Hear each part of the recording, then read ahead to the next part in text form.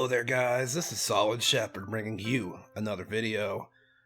And today we are talking about Google Stadia. Boy, oh boy, is this something I wish I was wrong about.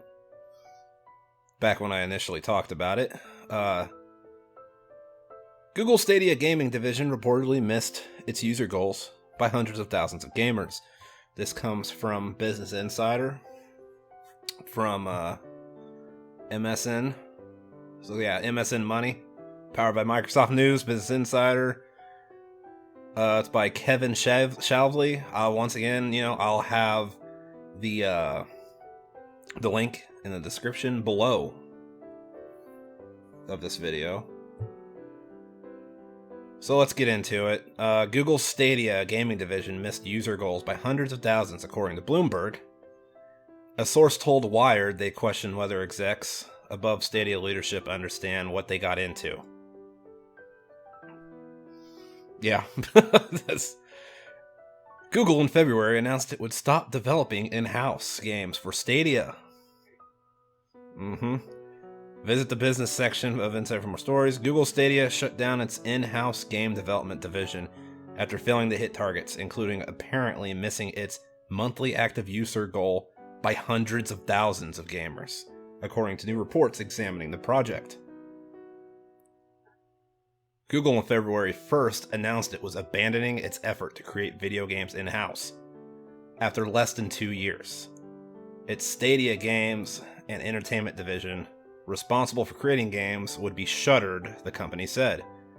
We've decided that we will not be investing further in bringing exclusive content from our internal development team, SG&E, beyond any near-term planned games, Phil Harrison's Stadia VP wrote in a blog post.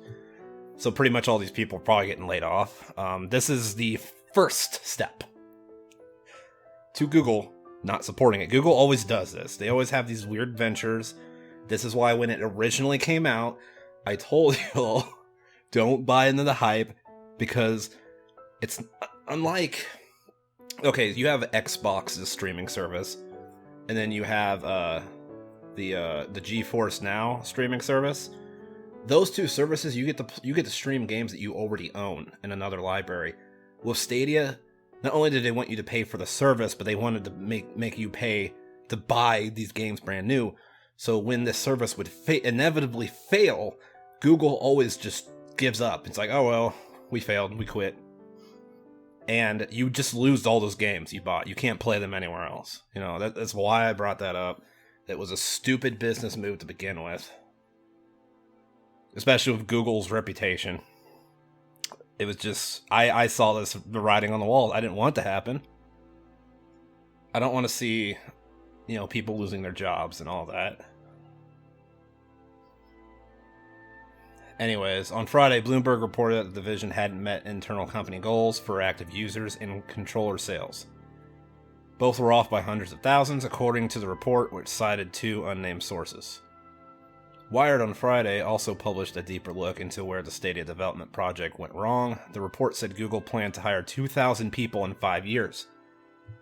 The company ended up shuttering the project and reportedly laying off about 150 game developers. So 150 people just laid off. And I've heard some other places that they actually came out and like a few days before they came out and said basically they were shuttering the entire branch of that company. They basically came out and said, oh yeah, no, it's doing great, we're making great strides and all that. And then boom, 150 people out of work. That's pretty messed up in itself. I bet you the guy, this guy right here, Phil Harrison, he's probably good. Even if he ends up losing his job because of all this, he's going to have a golden parachute. I mean, I get it. When you're CEO, vice president, all those things, your job is to be a fall guy. You need to make enough money to live on, because you might not get another job elsewhere. Only I bet you he will get a job elsewhere, unfortunately. That's the way these things go. Wired on Friday also published a deeper look into, I already read that. There seemed to be a disconnect between the way game developers usually work, testing games internally and releasing them as close to their final form as possible, and the way Google creates products with beta versions and many iterations according to the reports. Okay, so they didn't just let people do the stuff that they've been doing their entire careers. They're like, no, we're going to do it the Google way. Even though we've never been in the game industry before. Way to go, Google. One Stadia employee told Wired, I question how much the execs above Stadia leadership understand what they got into. The commitments made and overcommitments and the inability to keep those commitments. Google announced Stadia in November 2019, saying it would launch a Netflix-like. Wrong. Because Netflix, you pay for the service, you get to stream all the movies. They wanted you to pay for the streaming, and then they also wanted you to buy all the games individually. That is not Netflix-like. And a new controller. It would also create its own games, it said. But Stadia said in early February that it would stop development on new games while continuing to launch third-party games. Yeah, because they're losing money. They're about to go under. Google's about to cut ties with it. That's what this means.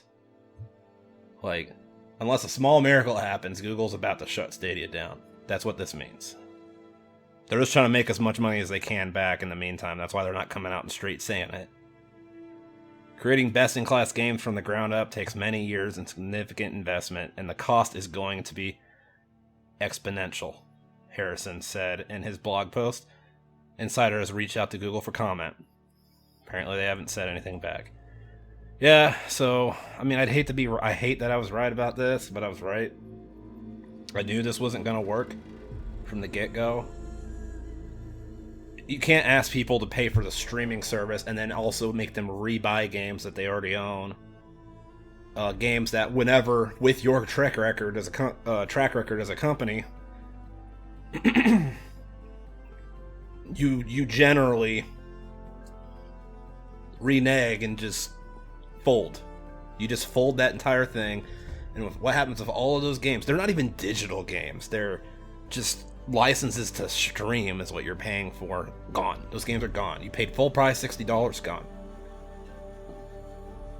Stadia was a sham. I knew it was the second I saw it. It's just unfortunate.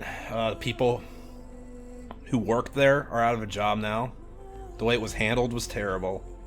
And the people who did decide to buy into Stadia are going to be screwed. They're about to lose hundreds of dollars in their investment.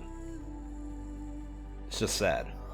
That's just my opinion anyways. Let me know what you guys think in the comment section below. If you're liking my content, please consider a like and subscribe. It really helps the channel out. And until next time, this has been Solid Shepard. I should go.